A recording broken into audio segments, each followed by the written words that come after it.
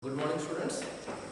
So, in previous lectures, we discussed about the concepts of Gauss theorem, different steps to proceed when you are having a structure which is not a point source. Then we got two cases, that one is for your infinitely long straight conductor, one for your infinite plane sheet. There we use the concept of our linear charge density lambda and that of the surface charge density sigma.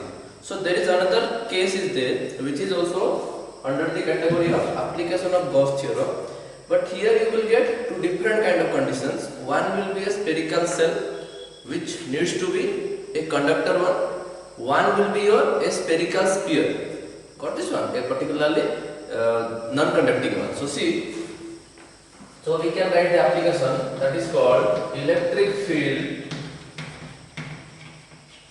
due to a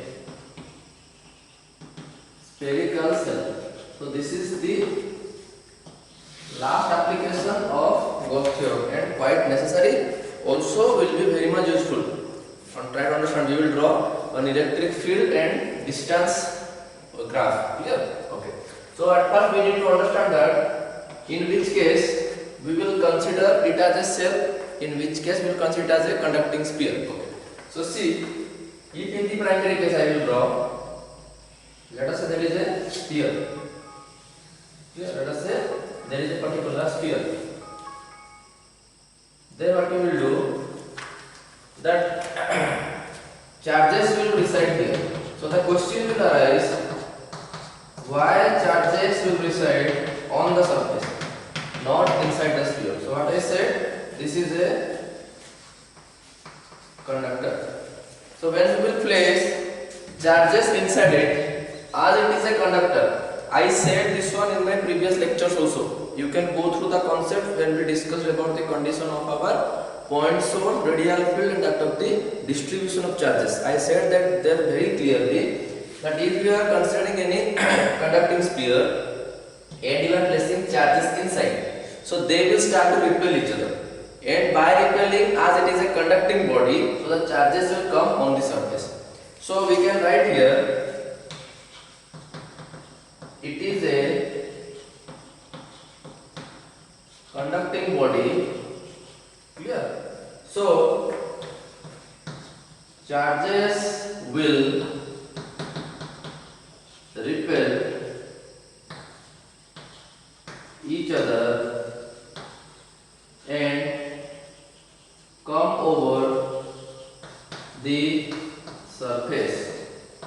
That means inside this cell there is nothing. See, this is when I am saying this is a spherical cell, means particularly we are trying to speak that the charges will reside on the surface. That means inside this particular structure the electric field found to be zero. Clear? You need to be very much clear about it. So see, now when we calculate the Gauss theorem, as we have three concepts, one is linear charge density, which is applicable for a one-dimensional figure, which is not applicable here, we know this one. But when we talk about that, the condition of your application of Gauss theorem, as all the charges are on the surface, so there we need to calculate the value of sigma, not the value of rho. We cannot calculate rho here because no charge is inside. That means we no need to calculate the volume. Our concern is to calculate the area. So when it is about area, we need to be very much clear about that. It must be used the surface charge density. Clear? That is your, we can say, charge per unit area. Understand this one? We will read the second case where we will use the value of rho. So there is a spherical cell. Due to the conducting nature of it, the charges which are being given to the body are being repelled and they are coming above the surface, completely on the surface. So inside there is no charge, all the charges are residing on the surface. As they are on the surface, so when we need to calculate the quantity of charge, we need to calculate what is the amount of charges per unit area. There will be no per unit volume. That means rho concept will not come. You need to be very much clear about this concept. Clear? So this is a conducting spherical cell and the charges repel each other and come over the surface. We will use sigma, which is called charge per unit area. Okay. So this is the first case. Now we will go to the second case. In both the cases we will find. Okay, in application we will find both in both the cases. Okay. Let us consider if I will now take that there will be a sphere here. There will be a sphere. The second case taken right. This is the second one. Right. Now what we are doing? I can write this one as sphere of charge. I am just differentiating between the spherical cell and the sphere of charge. So when I said about a sphere of charge, then what happened? We need to place charges inside the sphere in such a way, and the basic condition is this must be a non-conductor. So when it will be a non-conductor, then charges will not come over the surface. They have to reside inside. So when they are reside inside, that means they are covering the whole volume of the sphere. So when they are covering the whole volume, if you want to calculate any element, any small region, we need to calculate the total charge present in unit volume. That's why here the concept of rho will come into play. That is charges or charge per unit volume. So this is the basic case. You need to differentiate where you will use the spherical cell when it is a conductor in the shape of a sphere, and the total charge inside that spherical cell found to be 0. But here in case of our sphere of charge, we need to calculate that it will be a non-conducting body, and the charges which are given to it will reside inside it. As they are non-conductor, even though they will push each other, still they are not able to come over the surface. Then you need to calculate charge per unit volume here. There we will use charge per unit area. This is the difference. Got this one? So this is the basic one, and the basic condition is here there will be uniform distribution of charge like our previous cases. Clear? So this is the difference between these two. Now both the cases we will take into consideration. Then on both the cases, like in spherical cell, we will take 3 cases. When any point is placed outside the spherical cell, on the spherical cell and inside the spherical cell, what is the expression for electric field by using Gauss theorem? The same 3 cases we also calculate in case of our solid sphere. Quite necessary concepts. You need to understand these parts very clearly. So let us start the processes. If you remember, last lecture we discussed that how to proceed for a structure where we want to apply Gauss theorem. That means it will be not a point source, it will be any extended source. That means an infinite long conductor or any kind of infinite plane sheet. We took the step, first you need to consider that it will be Gaussian surface, it needs to be closed. If you don't have the idea about it, then you need to go through the previous lectures. You need to remember those steps, then only it will be helpful for you to make these things possible. So there we discussed that the structure must be a Gaussian surface which will be a closed one. There they will maintain the symmetry in case of electric field and that of the angle, and there may be one or more surfaces, but here we will only get one single surface, so that case is not applicable for here. Then what we did in step 2, we calculated that your E dot ds, this one we calculate its value. Second step it was. Third step we calculated total charge enclosed inside the Gaussian surface. Inside the Gaussian surface. We got this one. Then in the fourth we applied Gauss theorem. Yes or no? Then we applied, because we already discussed about it very clearly. So you need to go through the previous lectures to understand this one. First, you need to calculate whether that maintains the symmetry or not, whether that is closed or not structure. Then you need to calculate E dot ds over closed integral. Then you need to find total charge enclosed. Always remember, when I am saying charge is enclosed inside the Gaussian surface, then it's not our concern what is the quantity of charge which is outside the Gaussian surface. Our concern is what is the total amount of charge inside the Gaussian surface. By taking this sphere, we will draw some Gaussian surfaces. By taking the cell, we will draw some Gaussian surfaces. And every time remember, for these structures, the perfect Gaussian surface is a spherical body only. Clear? So then Q enclosed inside the Gaussian surface. You need to remember this one. Then you will apply the Gauss theorem. The same steps will follow, but we followed in case of our infinite long straight conductor and that of your plane sheet. Clear? So you need to go through previous lectures. Then only it will be useful and easier for you to understand. Clear? Okay. So now we will start our application.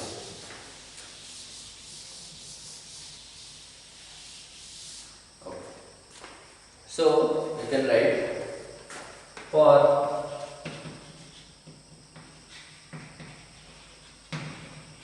this one is the first one for spherical cell. So here we will get three cases. First, we need to take a spherical cell. As it acts like a charged body, it must have a Gaussian surface of itself. Then we will take a point inside the Gaussian surface, on the surface of the spherical cell and inside the spherical cell. Clear? Okay. So let me draw. Let us say this one is a spherical cell. Clear? Spherical cell contains your charges. Contains charges. Then let it is the center is here. Then this one is the radius r. Clear? Okay. Then what we will do? We will take a point. Let us say here P at a distance of r. Clear? At a distance of r from the surface. So what will happen? The point P is here at distance of r, the same thing we will take here also. The same distance like we have done in the previous cases. Then what we will get? We will get a surface which is going to give you the idea about the spherical Gaussian surface. Clear? So this is your spherical Gaussian surface. And you can see in this case the charges are on the spherical cell and you draw a particular Gaussian surface. Got this one? It is in the form of a sphere only. So, what is our case 1? So, from this we can write the case 1 is your when the point P is outside the cell. This is the first case. Now the point P on which you need to calculate the effect of electric field due to this complete spherical cell is outside the cell. You got this one. So see what will happen. It has a, so again we will go through step 1, step 2, step 3 and step 4. So see, what is the step 1? We need to find that the Gaussian surface which we got, whether that is closed or not. It's a closed one, so it satisfies the first condition. Then we need to find whether this Gaussian surface has a symmetry about electric field and angle or not. So see, if you will find the electric field at this point, let us say E, if you will draw another one like this, or if you will draw another one, clear? Then everywhere you can find the intensity of electric field found to be same, because this is for the same spherical cell. And also this spherical cell or the Gaussian surface is at the same distance in all the sides. So when the distance remains the same, we know that electric field is proportional to 1 upon r square. So as this is following the inverse square law, so every time the electric field in all the points are found to be same. So when the electric fields are similar, that means it satisfies the symmetric case for electric field. I am not writing the step, already discussed very clearly. Then you will see, when you are taking this region, this will going to give you the area, A cap. So here A cap, the same you will get here A cap, the same you will get here A cap. So the angle is every time found to be 0 degree. So they are maintaining the condition first step that Gaussian surface is a closed one, and also it is following the symmetry in case of electric field as well as your angle theta. Got this one? So this satisfies this step 1 for our process which we have done. So then we can easily go to the second step. So what was our second step? In the step 2 we calculated the total value of closed integration over E dot ds. So here we have to calculate. So this will be your E ds cos theta over closed integration. theta is how much? Every time it is found to be 0. That implies E dot ds over closed integration equals to, you will get only E ds, and electric field is same everywhere. So in integration the constant quantity will come out. So inside it will remain only your ds. Then this ds is the small part of the spherical Gaussian surface. So when we will do the integration, it will gives us the whole area of the spherical Gaussian surface. So we can write here E multiplied by 4 pi r square, because this r is the radius of the Gaussian surface. We are not talking about the spherical surface. We are talking about the Gaussian surface and the amount of electric flux lies inside it. Got this one? So it is E into 4 pi r square. The step 2, as usual, we have done this one. Now we will go to the concept of your step 3. So let us consider total charge on the surface is Q. So step 3 is done. No need to calculate anything because the charges are on the sphere. So we can get the total charge is found to be Q inside this spherical Gaussian surface. Clear? Then we will go to the case 4. That is your application of Gauss theorem. So when we will apply the Gauss theorem, then we can easily write that. What is the expression of ours? That is your E dot ds is equals to Q upon epsilon naught. So this is the formula for Gauss theorem. Then see, here Q will remain as it is, Q. E dot ds, we got the expression of E times 4 pi r square equals to Q epsilon naught. Then from here we can calculate E equals to 1 by 4 pi epsilon naught Q by r square. So this is the expression for what? We can write when the point P is outside the cell, then the electric field which is going to act on the point P due to this spherical cell is found to be 1 upon 4 pi epsilon naught Q by r square. That means which is similar, because what is happening, why this condition came, because this expression is ours for a point source. So when you are talking about a spherical cell and charges on the surface of it, then for our calculation we always consider that all the charge resides at the center. This is for calculation. Like you have in your center of mass, what you have done, you calculated that a body having a lot of mass, but for our calculation we are taking a particular point where all the mass is being reside, which is called center of mass. The same way here also we can say center of charge. That means the charge on the spherical cell is considered to be concentrated at a particular point which is the center of the spherical cell. So as this act like a point source, so we got the electric field as E out equals to 1 upon 4 pi epsilon naught Q by r square. This is the primary case when the point P is outside. Then we will drag this point P from here and we will put it here. That means now the point P is going to be on the surface of the spherical cell. So when it is on the surface of the spherical cell, this R becomes this. So here what we can write, R is greater than R. This is the condition. Now to go to the second case, write down case 2 for the spherical cell. Steps are always same. So write down here when P is on the surface,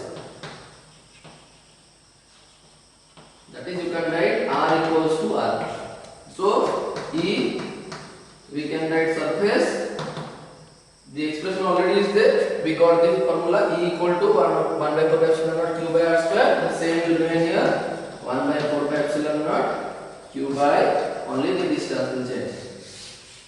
This is for your surface. Clear? Then we will go to the concept of your, what is the value when this structure or this point is being placed inside. So for that, let me draw another diagram. Clear? So this is the diagram for two cases. When the point is outside and when the point is on the surface. Then the case 3. Case 3 is when P is inside the cell, that is R less than R. small r is the distance of the Gaussian surface. So see, so we are having a spherical cell here, charges are on the surface, clear. Then this is the center, then the radius is r. Then what we have done, we will take a point here, it is at a distance of small r.